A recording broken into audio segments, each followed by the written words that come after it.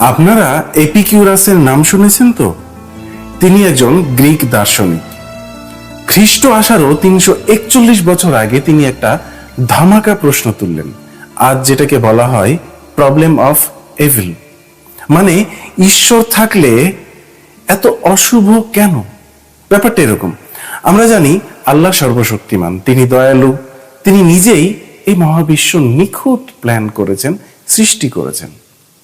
তাহলে প্রকৃতিতে এত অঘটন কেন? প্রাকৃতিক দুর্যোগে অসংখ্য মানুষ ও প্রাণী প্রাণ হারায়, বন্যায় তলিয়ে যায় গ্রাম লোকালয়, ঘূর্ণিঝড় দুর্ভিক্ষ মহামারীতে মারা পড়ে অগণিত মানুষ, ভূমিকম্পে ঘর বাড়ি ধ্বংস হয়, মানুষ মরে। কেন কেন এগুলো ঘটে? আগে দেখি এপিকিউরাস কি বলেছেন।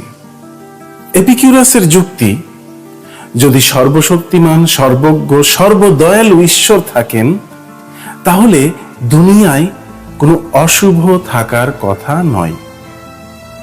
অথচ বাস্তবে অশুভে ভরা, সুতরাং ওই ঈশ্বর বলে কিছু নাই। এই 3 লাইনের যুক্তি ধর্মের গায়ে ছুরি মেরেছে। আপনারা যুক্তিটি ভালোভাবে খেয়াল করেন। আমি আবার বলছি, যদি একজন সর্বশক্তিমান, সর্বজ্ঞ, সর্বহিতকারী ঈশ্বর সত্যিই বিদ্যমান থাকেন, তবে জগতে কোনো অশুভের স্থান থাকার কথা নয়। কিন্তু বাস্তবে আমরা কি দেখি? বাস্তবে আমরা দেখি যে জগতে অশুভ বিদ্যমান। অতএব সর্বশক্তিমান, সর্বজ্ঞ এবং সর্বহিতকারী ঈশ্বরের কোনো অস্তিত্ব নেই। এপিকিউরাসের জন্ম যীশু খ্রিস্টের জন্মের 341 বছর আগে। তখন অ্যারিস্টটলের বয়স মাত্র 43 বছর। নিশ্চয়ই ভাবছেন, এই অকাট্য যুক্তির সমাধান না দিয়ে এতগুলো ধর্ম পৃথিবীতে কিভাবে আসলো? উত্তর সহজ, ধর্ম কোনো প্রমাণের ধারে না। ধর্মের কাজই হলো আপনার আবেগ নিয়ে খেলা করা আর ব্রেন ওয়াশ করা।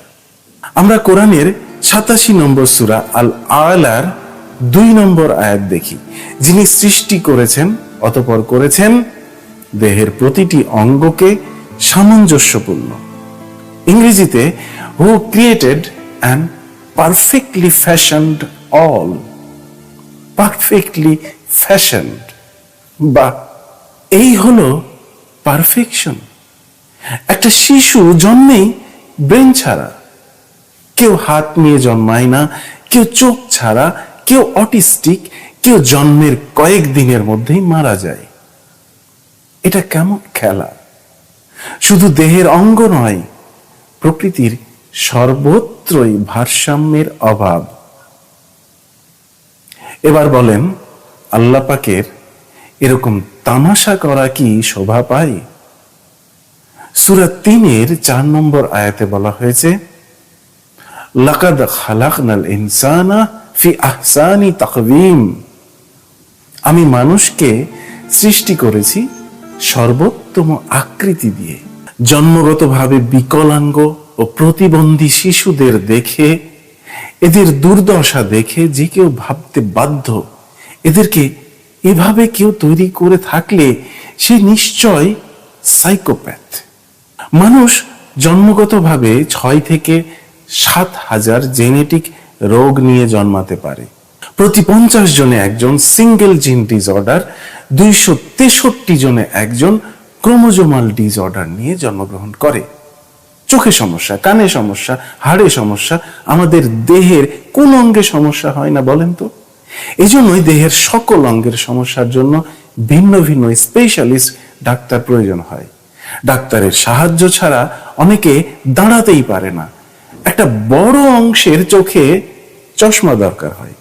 এটাই নাকি সর্বোত্তম সৃষ্টি।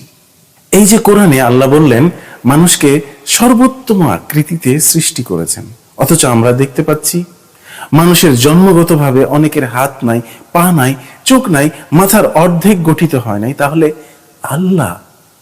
আল্লাহ কি সরাসরি মিথ্যা কথা বললেন না? হ্যাঁ, টানা পেঁচিয়ে ঘন্টাখানেক সময় নিয়ে ধর্মের ধ্বজাধারীরা একটার পর একটা কুযুক্তি দেখিয়ে যাবেন, কিন্তু এর সঠিক ব্যাখ্যা দিবেন না। এভাবেই চলছে। আমাদের উচিত নিজের বিবেককে কাজে লাগিয়ে সিদ্ধান্ত নেওয়া। আমি চোখের সামনে দেখতে পাচ্ছি আল্লাহ মিথ্যা বলছেন, আল্লাহর প্ল্যানে বিরাট সমস্যা, আল্লাহ মানুষ ও প্রাণীকে বিপদ থেকে বাঁচাতে পারছেন না। সে আল্লাহতে বিশ্বাস করব কেন, যিনি শিশুর জন্য অনেক মায়ের বুকে পর্যাপ্ত দুধ দিতে পারছেন না? তিনি লোভ দেখিয়েছেন জান্নাতে দুধের নদী দান করার। এসব উদ্ভট কথায় বিশ্বাস করব কেন? আমরা শুনি আল্লাহ যা করেন তাই নাকি মঙ্গলের জন্য করেন। তাহলে জন্ম লাভের পরই যদি কোনো শিশু মারা যায়, তাতে কার কার মঙ্গল হয়? আমি তাদেরকে দেখতে চাই। আল্লাহ নাকি মানুষকে পরীক্ষা করেন, ক্ষুধা দিয়ে, ভয় দিয়ে, মৃত্যু দিয়ে। বলুন তো, এগুলো কি পরীক্ষার নাম না সাইকোপ্যাথির নাম?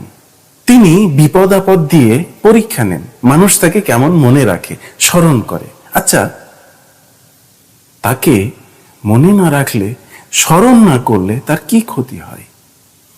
আল্লাহর বৈশিষ্ট্য কেন সংকীর্ণ মনা, অত্যাচারী, প্রভাবশালী মানুষের মতো হবে? আমি একটা উপায় বলি পরীক্ষা নেয়ার। আল্লাহ যদি মন্দ বৈশিষ্ট্য সম্পন্ন মানুষ তৈরিই করতেন না, পৃথিবীতেই পাঠাতেন না, শুধু ভালো মানুষগুলোকেই পৃথিবীতে পাঠাতেন, তাদের মধ্যেই পরীক্ষা নিতেন, তাহলে কি সেটা আরো ভালো হতো না? এতে জাহান্নামও তৈরি করতে হতো না, মানুষ পাপ করত না। যে বেশি ভালো কাজ করবে তাকে 1 নাম্বার জান্নাত, এভাবে সবচেয়ে কম ভালো যে কাজ করবে তাকে 8 নাম্বার জান্নাত দিতেন। এরকম হতে পারতো নাকি পরীক্ষাটা? আবার পরীক্ষা নেবেন, কিন্তু সরাসরি তার অস্তিত্বেরই কোনো প্রমাণ দিবেন না। এমন কেন হবে? তার অস্তিত্বের প্রমাণ দেওয়ার জন্য পৃথিবীতে স্থায়ীভাবে একজন ফেরেশতা পাঠিয়ে দিতে পারতেন তিনি। তাহলে আমরা ফেরেশতার মাধ্যমে তার সাথে যোগাযোগ করতে পারতাম। আর পাপীদের সৃষ্টি না করলে আল্লাহরও বারবার মেজাজ খারাপ করে আরশ কাঁপাতে হতো না। সূরা বাকারার 155 নম্বর আয়াতে আছে, আর আমি অবশ্যই তোমাদেরকে পরীক্ষা করব কিছু ভয়, ক্ষুধা এবং জান, মাল ও ফল ফলাদির স্বল্পতার মাধ্যমে, আর তুমি ধৈর্যশীলদের সুসংবাদ দাও। অবস্থাটা দেখেন, জান, মাল, ভয়, ক্ষুধা এগুলা দিয়ে নাকি আল্লাহ পরীক্ষা করেন। সাইকোপ্যাথ আল্লাহ, কি উদ্ভট ভাই! এটা পরীক্ষা না, এটা সাইকোপ্যাথির ডেফিনেশন।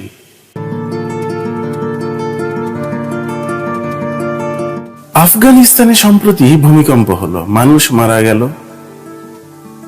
1000-এর অধিক। একবারের পর আবার হলো ভূমিকম্প।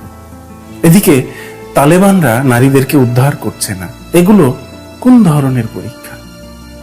গাজায় এতদিন থেকে হাজার হাজার নিষ্পাপ শিশু মারা গেল, লাখো মানুষ অনাহারে থেকে মারা যাচ্ছে, তাদের বাড়ি ঘর সব ধ্বংস হয়ে গেছে। এই সব মৃত্যুকূপ কি পরীক্ষা না স্রেফ এক বিকৃত মজা? একেবারে পুরোপুরি সাইকোপ্যাথ না হলে কোনো চেতনাশীল সত্তা এসব অনুমোদন কিভাবে করে? এসব ফালতু হিংস্র পরীক্ষা যিনি করেন, তাকে নিয়ে এত কনফিডেন্স কেন এই মুমিনদের ভিতর? মরার পর যদি আল্লাহ বলেন, ওরে আহাম্মকের দল, এগুলো প্র্যাঙ্ক ছিল, শুধু একটু ফান করেছি তোদের সাথে, এখন জাহান্নামে পড়, তাহলে কেমন হবে?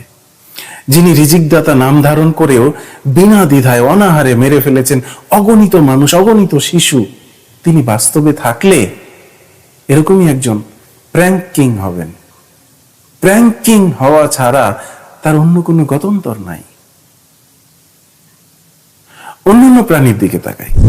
মাংসাশী প্রাণীরা বেঁচে থাকার জন্য অন্য প্রাণীর উপর নির্ভরশীল, মানে কোনো দুর্যোগের প্রয়োজন নাই। একেবারে স্বাভাবিক অবস্থায়ও একটা বাঘ বা সিংহ তার জীবন বাঁচাতে হলে তাকে তৃণভোজী নিরীহ পশুদের বীভৎস উপায়ে শিকার করতে হবে। মাংসাশী প্রাণীরা প্রতিনিয়ত হত্যা করে চলেছে অপর প্রাণীকে। পৃথিবীটা প্রাণীদের মৃত্যু আর হাহাকারের এক নরক। এই নারকীয় ডিজাইন নাকি সর্বদয়ালু ঈশ্বরের প্ল্যান। মানুষ কোটি কোটি প্রাণীকে প্রতি বছর হত্যা করে খাদ্যের জন্য। এমনকি প্রাণী হত্যা করে সে বর্বর কাজকে আল্লাহর উদ্দেশ্যে নিবেদন করে, যেটাকে নাম দিয়েছে ঈদ। সেই ঈদ পালন করা হয় রক্ত ঝরিয়ে ঈশ্বরকে খুশি করার জন্য। আল্লাহ এতটাই ব্লাড থার্স্টি যে রক্ত না দেখলে নাকি শান্তি পান না। মানুষ সহ সকল প্রাণীকে তাদের খাদ্যের জন্য অন্য প্রাণী হত্যা না করে খাবার সংগ্রহ করার ব্যবস্থা করার ক্ষমতা তো আল্লাহর কাছে আছে। তিনি তো সর্বশক্তিমান, তাই না? খুব সহজেই তিনি পৃথিবীর সকল প্রাণীকে তৃণভোজী বানাতে পারতেন। একটা বাঘ একটা বানরকে শিকার করেছে। সে বানরকে জড়িয়ে ধরে আছে তার বাচ্চা। প্রাণীদের বাচ্চাদের এক অংশ শিকারের পেটে যায়। এভাবে কত প্রাণী তাদের মা বাবা সঙ্গী সঙ্গিনী হারিয়েছে, এর হিসাব কেউ দিতে পারবে না। দেখুন, প্রাণীটাকে জীবিত অবস্থায় টুকরো করে খাওয়া হচ্ছে। এটা কি করুণাময়ের ডিজাইন? এই প্রাণীটির নাম হচ্ছে উইল্ডবিস্ট। এইসব বন্যপ্রাণী যখন বাচ্চা দেয় তখন হিংস্র প্রাণীদের পেটে যায় অগণিত বাচ্চা। এইসব বৈশিষ্ট্য প্রাণীদের কেন দিতে হবে? কোকিল জন্ম থেকেই অপরাধী। তারা কাকের বা অন্য পাখির বাসায় ডিম পাড়ে, নিজের ডিম রেখে অন্যটা ফেলে দেয়। জন্মগত ক্রিমিনালিটি কি করুণাময়ের উপহার? এসব কোকিলকে নিজে বাসা বানানোর, বাচ্চা পালনের বৈশিষ্ট্য দেওয়া হয় নাই কেন? অনেক পাখি এবং অন্যান্য প্রাণী নিজেদের দুর্বল বাচ্চাকে হত্যা করে খেয়ে ফেলে। কি মর্মান্তিক! মানুষের মধ্যেও জন্মগত অপরাধ প্রবণতা দেখা যায়। সাইকোপ্যাথদের এরকম হওয়ার কারণ অনেকটাই জন্মগত। যদি ধরে নিই আল্লাহ এসব বৈশিষ্ট্য দেন, তাহলে হয়তো তিনি নিজেও এই সব বৈশিষ্ট্য ধারণ করেন, তাই নয় কি? কিছু প্রাণীর মধ্যে স্বজাতি ভক্ষণের প্রবণতা আছে, মানে নিজেরাই নিজেদেরকে খেয়ে ফেলে। কিছু শিম্পাঞ্জি সদ্যজাত শিশুকে খেয়ে ফেলে যদি মনে করে যে সে এই শিশুর বাবা না। সিংহের মধ্যেও একই প্রবণতা দেখা যায়।